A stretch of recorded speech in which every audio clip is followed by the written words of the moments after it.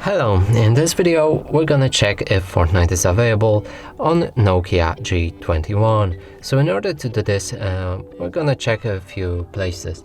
First one is Google Play Store, but as we all know, the Fortnite is not available there, but we can try searching for it. Write Fortnite and hit the search button.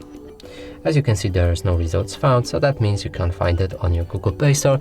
Let's try Epic Games app instead. We can open the app. You can download it from Epic Games Store website. Now here is the Fortnite. We can click get, and as you can see, the device is not supported, so that means you can't play Fortnite on your Nokia G21. And that's it for this video. Hope you like it. Please consider subscribing to our channel, leave a like and a comment below.